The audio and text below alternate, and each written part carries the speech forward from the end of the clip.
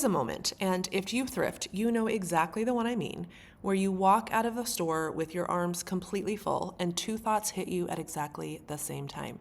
The first thought sounds like this: you do not need any of these clothes. You have a closet stuffed with beautiful things. What are you doing? The second thought maybe sounds like this: this is self-expression. This is one of the most genuinely joyful things you do. You are allowed to do joyful things. I've been having this internal argument of these two competing thoughts for years, and I want to talk about it in this episode because I think that the tension between those two voices is where some interesting stuff lives. It's about style and fashion, it's also about thrifting and secondhand, but it's more important than just the haul or the finds. What I'm starting to learn and continuing to explore is that I think both voices are somewhat telling the truth, and the journey is all about holding them both at the same time without letting either one of them win automatically. So this video is a little bit about that and also about how I thrift when I travel. I'm going to share the method, the mindsets, some of the rules that I've made for myself and the rules that I break constantly.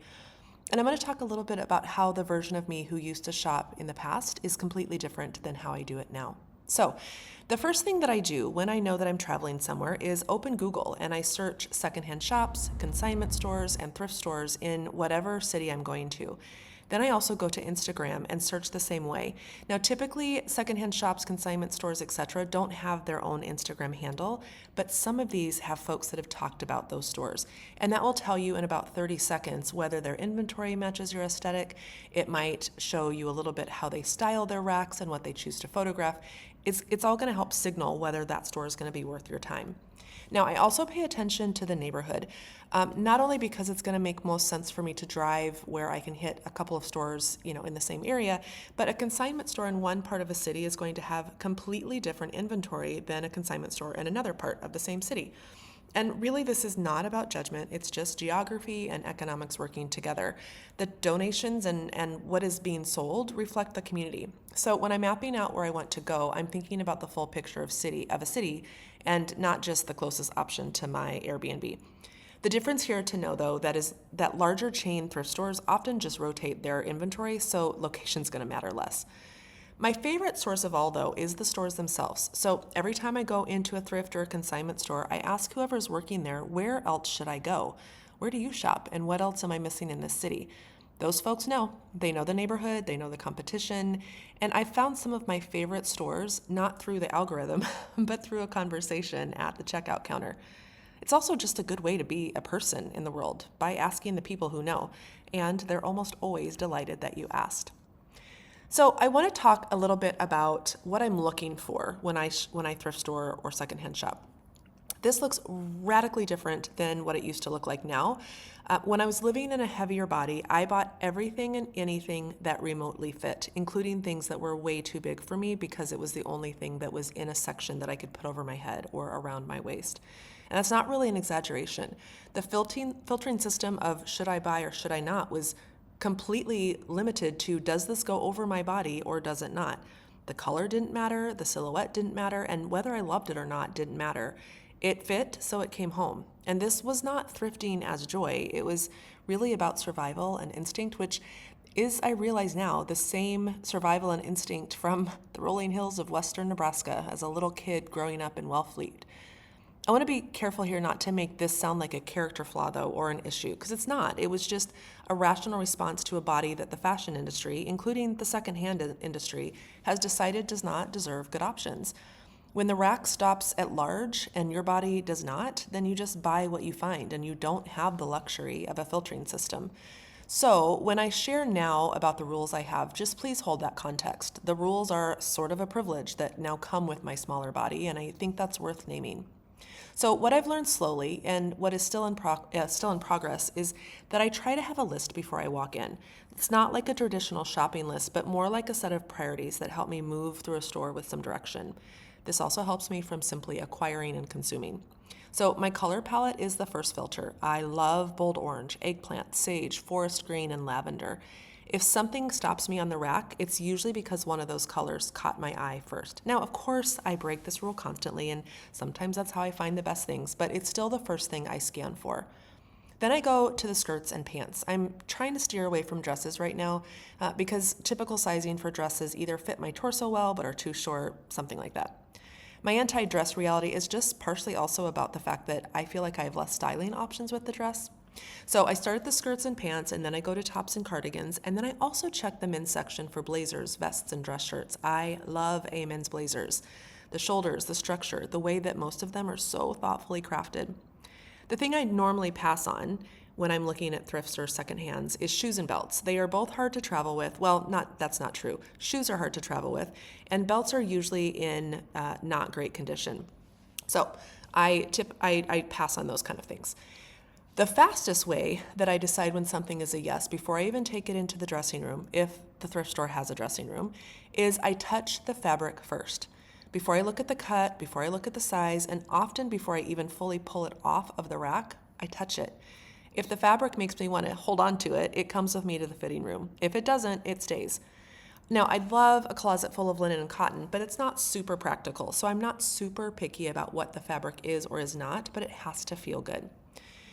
For years, I would make my decision with my eyes first. So I would like a brand, for example, or I would think that the color was great. But if the fabric's not wrong, or if the fabric's not right, it really is completely wrong. The silhouette might look incredible on the hanger, but feel scratchy on your body. So there's some other instant no's that come quickly too. Visible rips or stains that I can't style around, fabric that won't survive the reality that I live in Georgia, and tops that fall longer than my waist because they really change my proportions in a way that don't work great for my body. I also stick to pants that are wide leg because I have broad shoulders and wide hips and a small waist, and those wide leg pants really help my body visually come together when I'm getting dressed. Now, the other thing too is if I struggle even slightly to get something over my shoulders or over my hips, it goes back immediately. I used to buy things, like I said, that almost fit and never wear them, but I cannot do that anymore. The other rule that I've made for myself is that when I'm trying something on, if my first reaction to that fabric on my body, even if I liked it on the rack, if it's not an actual like, ooh, not a this is fine, not a this could work, it has to go back. So the ooh is the standard now. This really has helped me get my decisions made faster, my regrets get smaller, and the things that come home are really things that I actually wear. My closet, which is already full, I promise. Keep watching. I'll get to a future episode where I share my actual closet. But my closet, because of these kind of rules, they stop growing just for the sake of growing.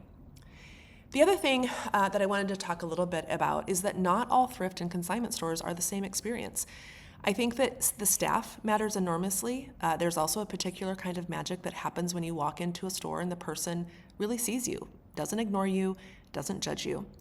I think there's another thing that happens with thrift stores or secondhand is that you have to understand what kind of a store you're walking into. If it's consignment store, if they talk on their Instagram or on their website about having high-end and designer labels, the price is going to reflect that. If you're walking into something like a Plato's Closet or I can't think of another one right off the top of my head, but one of those kind, it might skew younger. If you were walking into a Goodwill, that's going to likely have more options and more in your price range, but it might not be organized in a way that is helpful to you. So you have to keep that in mind too. I think organization when you're thrifting matters more than people talk about. My favorite stores organize by size and then by color within each size. Some of the really great ones also organize by type of clothes. That system makes sense to my brain and lets me super move it efficiently. I can go to my size area, I can scan the colors I'm looking for and make decisions quickly. One of the stores near my home has the most incredible inventory, but it's organized only by color, not by size at all, which means I'm pulling a large off of a rack next to an extra small, next to a 3X, and then that really makes it really hard to shop. It's super unpredictable. However, that experience has actually taught me something important. Just because something is tagged on the label as a large does not mean it will fit the same way as another large. And just because the tag from the store shows a large doesn't mean it's actually a large. Sizing in secondhand and actually shopping in any store as a woman is really truly fiction. A large from a decade ago does not fit like a large from now. A large from a European brand is not the same as a large for an American one. You get what I'm saying. Your size is whatever fits on your body in the way that you want it to and makes you feel joyful. So as I start to wrap up this video, I want to talk about why travel is so fun for me to then add some thrifting onto it. And I feel like there's just something magical when you thrift somewhere other than your home city. The inventory is different, the donations reflect different lives, different climates, different aesthetics. What people donate in Orlando is not what people give away in rural Georgia. What ends up on a rack in a consignment store in San Antonio has a completely different story than what ends up on a rack in Loudoun County, Virginia. I've found things traveling that I never would have found at home. It's, whether it's brands or silhouettes, thrifting while traveling is not just shopping. It's, for me, a kind of cultural immersion that happens to result in potentially the most amazing eggplant-colored cardigan. It's also a way of remembering a place. I have pieces in my closet right now that are attached to specific trips, conversations with folks I'll never see again, and it also helps me memorialize the work and the impact that I offered in that city when I'm traveling for client on-sites. Those pieces now carry something that a new garment never could. They have a before me life that I get to be the next chapter of, and I think that's kind of moving, even when the piece is just a very good pair of those wide-leg trousers. So I want to come back to the two voices that I mentioned at the beginning. They're not going away just because I've made better rules for myself.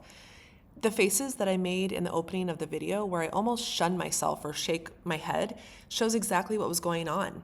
The "you don't need anything else" voice, because your closet's full.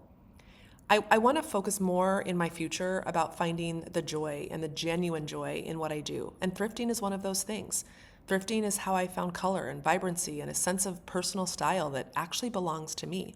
It's connected to my origin story, to every season of my life that I've documented in what I wore. So it's not just shopping, it's something closer maybe to a practice or even my own style language. It's a way of moving through the world that's really entirely mine. There's also some pieces here of the environmental piece, but that's not what calls to me in the strongest way.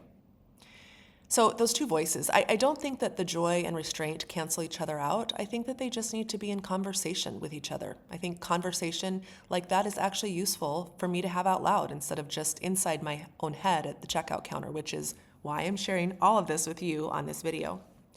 What I'm trying to do imperfectly in real time is hold both of those voices. I want to buy less and choose better and stay connected to the joy, but without letting the joy become an excuse for overconsumption. I know the difference between I love this and I want this and I need this, and I need to build that in as my practice.